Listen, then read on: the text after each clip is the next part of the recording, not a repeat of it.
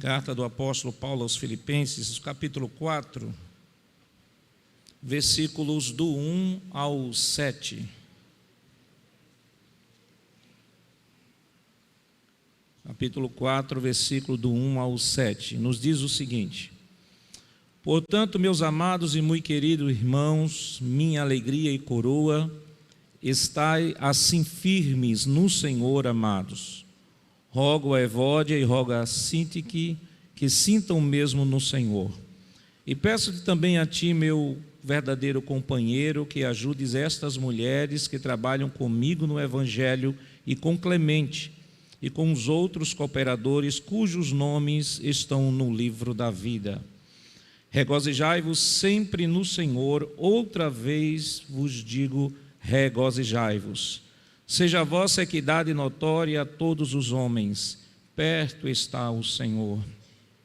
Não estejais inquietos por coisa alguma, antes as vossas petições sejam em tudo conhecidas diante de Deus, pela oração e súplicas, com uma ação de graças. E a paz de Deus, que excede todo entendimento, guardará os vossos corações e os vossos sentimentos em Cristo Jesus. Amém. Queridos irmãos, a epístola do apóstolo Paulo aos Filipenses é uma epístola que o apóstolo escreve em prisão. Paulo está preso em Roma, e esta epístola ela tem como título Alegria em Cristo, tanto que é conhecida como a epístola da alegria. E parece-nos, até do ponto de vista natural, uma contradição, um apóstolo que está preso, sofrendo açoites, tendo a sua liberdade cerceada, lá no calabouço só, ter força suficiente para escrever uma epístola que na história seria conhecida como a Epístola da Alegria. E a carta aos Filipenses, essa igreja ela foi fundada na segunda viagem do apóstolo Paulo, segunda viagem missionária, mais ou menos no ano 51 depois de Cristo, e acredita-se que essa epístola o apóstolo Paulo ele tenha escrito mais ou menos no ano 61 depois de Cristo, mais ou menos 10 anos. Esta igreja era a igreja que, quando Paulo lembrava, alegrava o coração de Paulo, pois ele mesmo disse no capítulo 4 que nenhuma igreja se juntou a ele no que tem a dar, a receber, senão a igreja de Filipe. Até mesmo Paulo em Tessalônica, Paulo passou dificuldades em Tessalônica. A igreja de Tessalônica, ela não atendia ao sustento pastoral, não sustentava o apóstolo Paulo, né? As igrejas, era a responsabilidade das igrejas, onde o apóstolo estava desenvolvendo o seu trabalho missionário, sustentar o apóstolo para que ele pudesse desenvolver o seu chamado a contento. Duas foram as igrejas no Novo Testamento que não conseguiram entender com profundidade essa verdade do sustento pastoral. Foi a igreja de Corinto e a igreja de Tessalônica. Em ambas igrejas, Paulo teve que trabalhar. Paulo teve que trabalhar como fazedor de tendas para poder se sustentar ali na igreja de Corinto, e por isso que ele faz a grande defesa lá em 1 Coríntios 9, do seu apostolado, dizendo que aquele que vive do evangelho, que aquele que prega o evangelho viva do evangelho. E também a igreja de Tessalônica, que mesmo o apóstolo Paulo sendo direcionado para aquela igreja, desenvolvendo o trabalho missionário, o trabalho de discipulado, a igreja não conseguia compreender essa doutrina da mordomia cristã, a doutrina do sustento pastoral. E, consequentemente, o apóstolo Paulo teve que trabalhar, tanto que o apóstolo Paulo, em 2 Tessalonicenses 3, ele vai fazer, na verdade, uma defesa, e dizer aos irmãos que teve que trabalhar de dia e de noite para não ser pesado a nenhum dos irmãos, porque haviam irmãos na igreja que acusavam Paulo de estar querendo se completar com a igreja, de não fazer nada, só viver ganhando dos irmãos e tal. E Paulo diz: não, eu poderia muito bem fazer o uso do meu direito apostólico de ser sustentado, mas abrir mão para trabalhar de dia e de noite, e aí trabalhar de dia e de noite, poder atender a igreja. Só que do outro lado havia uma igreja, a igreja de Filipenses, a igreja de Filipe. Era uma igreja altruísta, uma igreja missionária, uma igreja que tinha uma teologia pastoral refinada, uma igreja que mesmo o seu pastor estando em outra cidade e ela não tendo obrigação de sustentar o apóstolo Paulo em outra cidade, mas Paulo, ele escreve esta epístola, segundo os estudiosos, muito mais para agradecer à igreja do que necessariamente por uma necessidade de instrução. Os irmãos sabem que todas as epístolas, elas sempre foram oriundas de uma necessidade da igreja. Por exemplo, a epístola de 1 Coríntios, temos ali aquela comissão que veio da casa de Cloé, capítulo 1. Nós temos os irmãos que escreveram para Paulo. Paulo diz: ao que me escrevestes, capítulo 7:1, 8:1. E tem também Fortunato, Arcaico, que trouxeram mais informações ao apóstolo Paulo, e daí saiu 1 e 2 Coríntios. Nesta carta aqui, especificamente, Paulo ele vai muito mais agradecer à igreja pelo que a igreja tem feito, pelo seu ministério, pelo carinho que a igreja tem em relação ao apóstolo, ao seu ministério, do que propriamente trazer instrução. Não quer dizer que não tenha instrução nesta carta. Tem muitas instruções. O apóstolo Paulo, ele vai, principalmente no capítulo 3, ele vai trazer uma defesa, né? Ele vai fazer uma abordagem sobre os falsos mestres que estavam adentrando na igreja para tentar quebrar a unidade da igreja.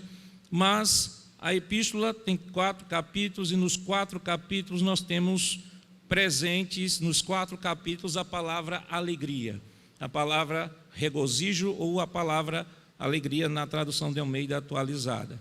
Então, esta epístola ela é caracterizada pela alegria. Um apóstolo Paulo preso, um apóstolo Paulo sob prisão, mas que mesmo a prisão, que mesmo a adversidade, nada disso tirou do apóstolo Paulo a alegria de servir a Deus, a alegria de comunicar à igreja uma palavra de exortação. E, queridos irmãos, nós queremos rapidamente, dentro desse tempo que nós temos, meditar um pouco no capítulo 4, no versículo 4, que Paulo nos diz: regozijai-vos sempre no Senhor, outra vez digo, regozijai-vos. A palavra regozijar aqui, traduzida na corrigida, mas na Almeida está alegrai-vos. Regozijo e alegria são as mesmas palavras sinônimas. E de acordo com o dicionário Aurélio, a palavra alegria é um estado de viva satisfação, de vivo contentamento, regozijo, júbilo, prazer, acontecimento feliz, tudo o que alegra e contenta. Pela definição etimológica da palavra alegria no dicionário, qualquer coisa pode se enquadrar dentro desse estado de satisfação. Qualquer situação, ainda que momentânea, ainda que temporária, ainda que provisória, pode nos levar a esse estado de euforia, a esse estado de satisfação, a esse estado de contentamento. Entretanto, queridos irmãos, não é esta alegria que o apóstolo Paulo ele está tratando aqui à igreja de Filipe. A alegria que o apóstolo Paulo está tratando é uma alegria que não tem como fundamento aquilo que é passageiro. A alegria que não tem como fundamento uma satisfação externa ou uma situação de grande bonança, ou uma satisfação que venha promover em nosso coração algum conforto. O apóstolo Paulo, ele fala aqui da alegria, que aliás, ela é produzida exclusivamente pelo Espírito Santo, porque ele é fruto do Espírito, não é uma alegria resultante daquilo que está externo, daquilo que nós desejamos e alcançamos, daquilo que conseguimos alcançar, mas é uma alegria que, apesar do sofrimento, apesar da dificuldade, apesar da luta, apesar do problema, nós temos alegria, porque a nossa fonte é o Espírito Santo.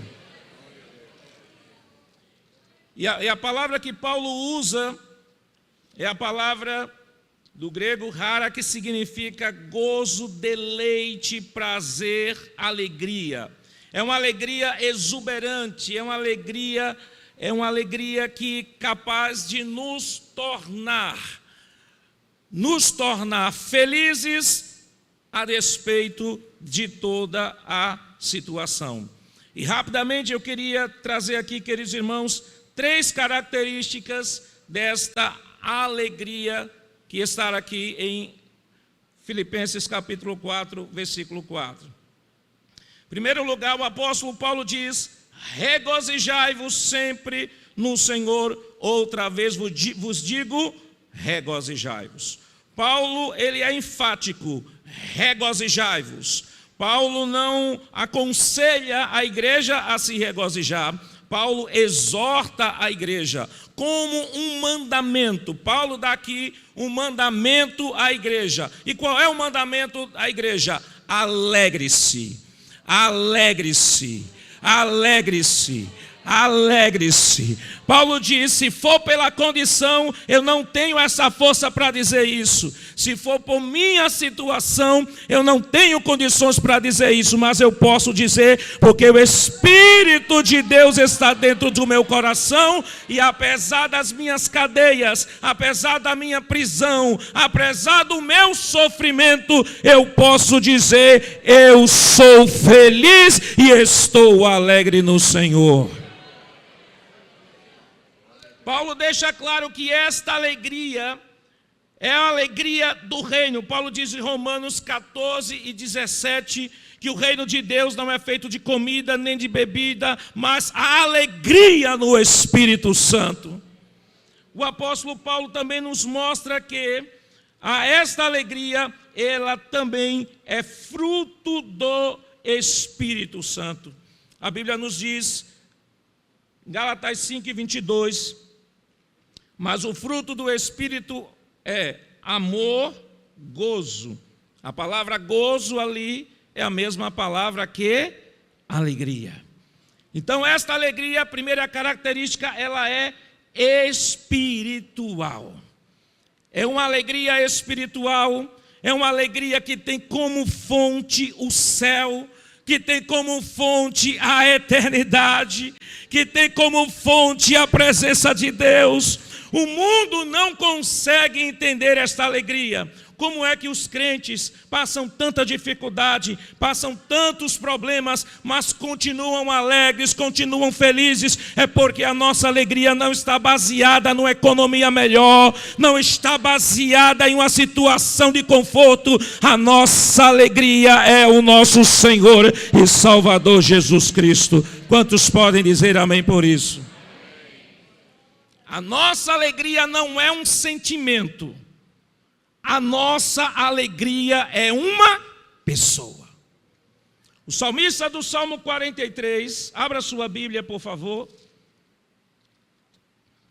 Salmo de número 43, que é o mesmo escritor do Salmo 42. Ele nos diz o seguinte: Salmo 42, o salmista está dizendo: porque estás abatido, ó minha alma, porque te perturbas dentro de mim? Espera em Deus, pois ainda o louvarei, Ele é a salvação da minha face e o meu Deus. No Salmo 43 ele continua a abordagem e no versículo 4 ele diz: então irei ao altar de Deus. Observe, ele está falando de um momento de dificuldade, Um sacerdote que provavelmente por uma questão talvez de doença não estava mais indo à igreja, não estava mais indo ao templo. E aqui ele se angustia por muitas coisas. Então ele diz o seguinte: porque estás abatido, ó minha alma, porque te perturbas dentro de mim.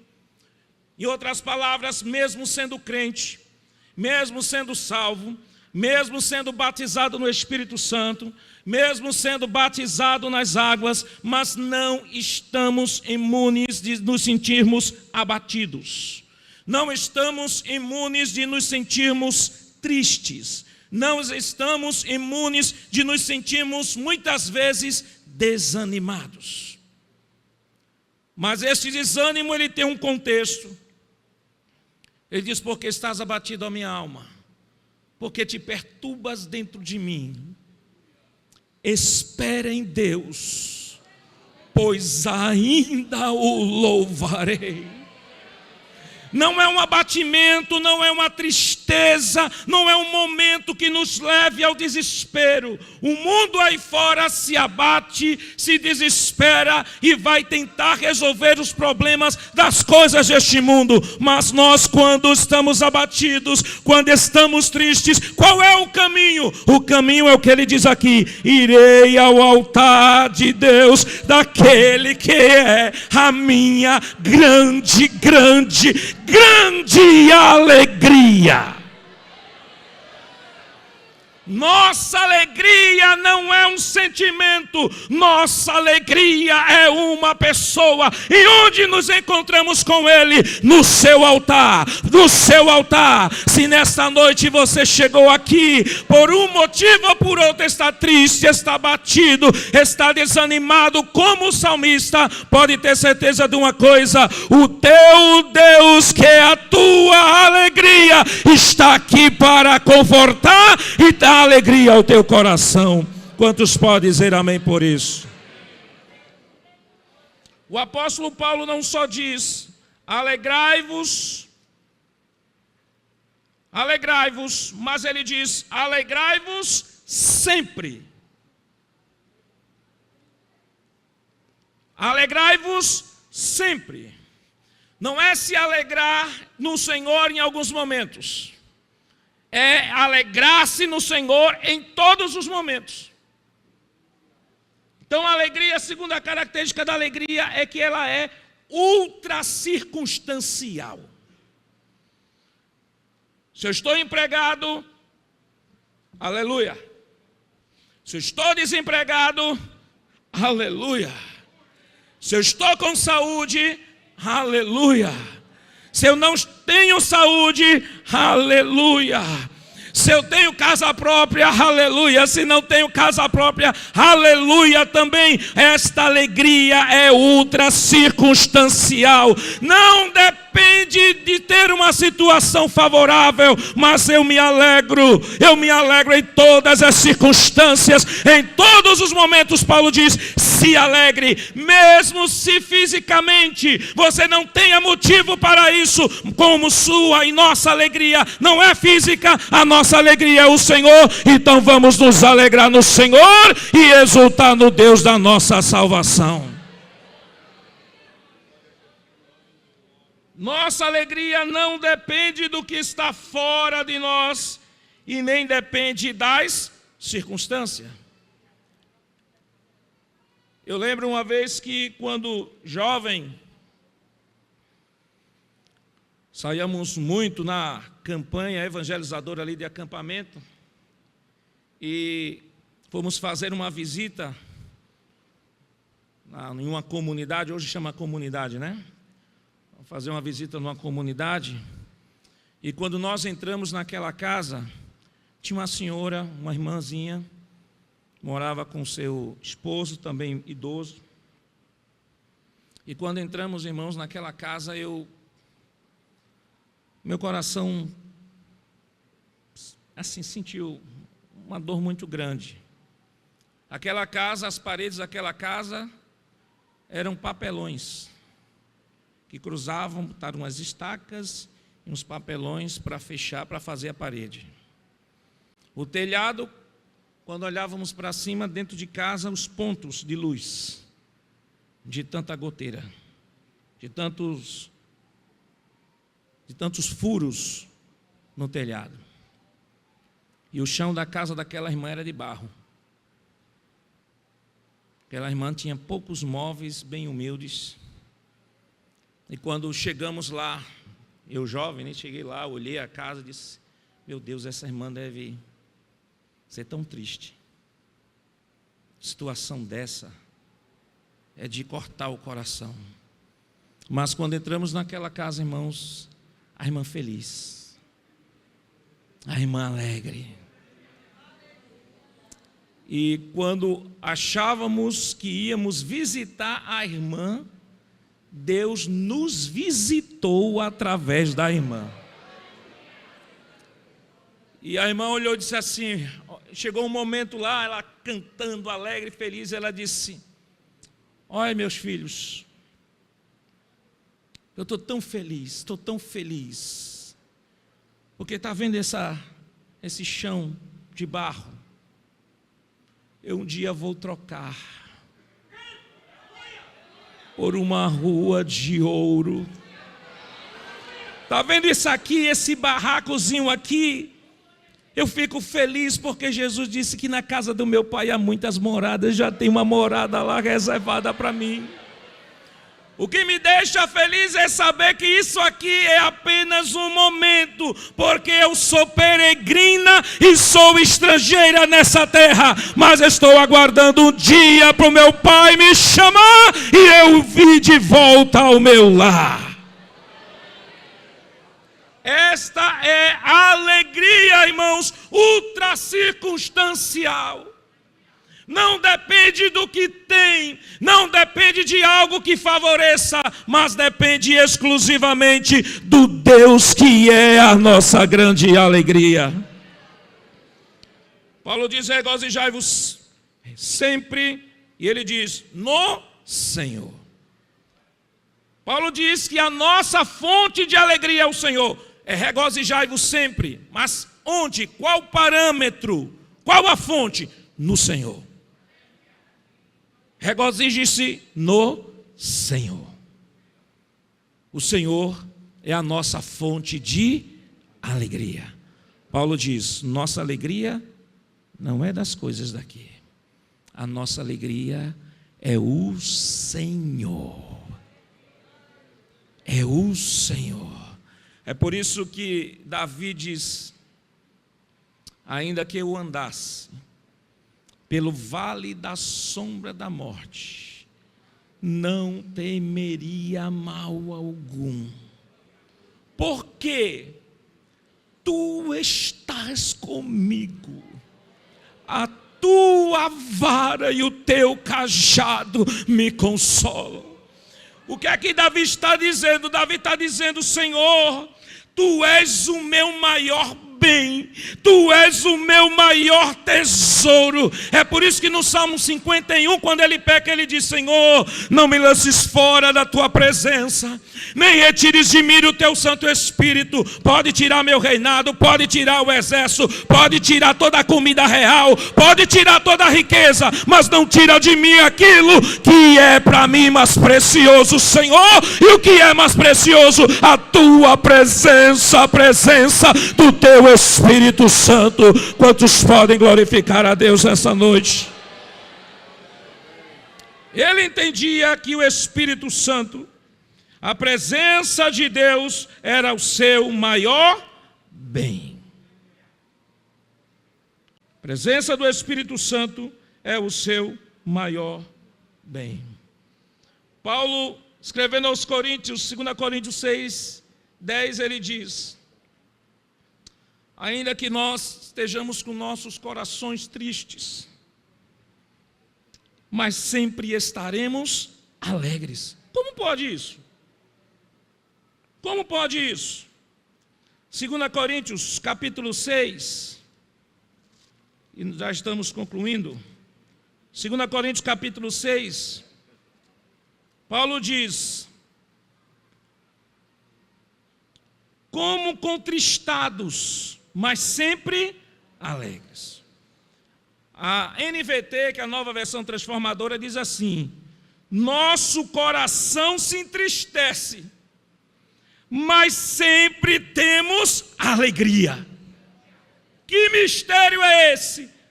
Nosso coração se entristece, mas sempre temos alegria. Nosso coração se entristece porque enquanto estivermos aqui neste mundo, estamos sujeitos a tudo isso, mas temos sempre alegria porque o Senhor, a sua presença, sempre estará conosco todos os dias da nossa vida. Que Deus abençoe em nome de Jesus.